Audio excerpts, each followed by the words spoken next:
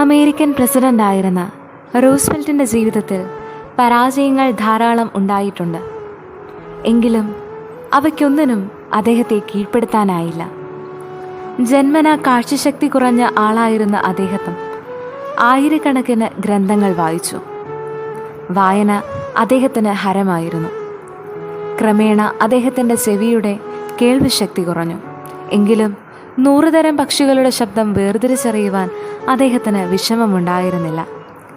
ശരീരമാകെ ദുസ്സഹമായ വേദനയുള്ളപ്പോഴും അത് വകവയ്ക്കാതെ അദ്ദേഹം തൻ്റെ കൈകൾ എഴുത്തിനായി ചലിപ്പിച്ചു.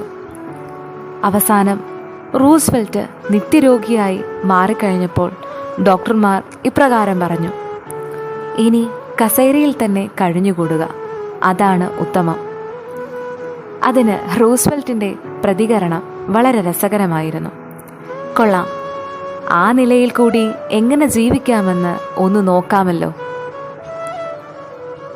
അതേ കൂട്ടുകാരെ, പരാജയങ്ങളെ കീഴ്പ്പെടുത്തുന്നവർക്കേ വിജയങ്ങൾ നേടാൻ സാധിക്കുകയുള്ളൂ. കബീർദാസ് മനോഹരമായ വരികൾ ഇപ്രകാരം കുറിച്ചിടുന്നു: ഒരിക്കലും ജീവിതത്തിൻ്റെ ദുഃഖം അറിഞ്ഞിട്ടില്ലാത്തവർ ഏറ്റവും വലിയ ഭാഗ്യഹീനരാണ്.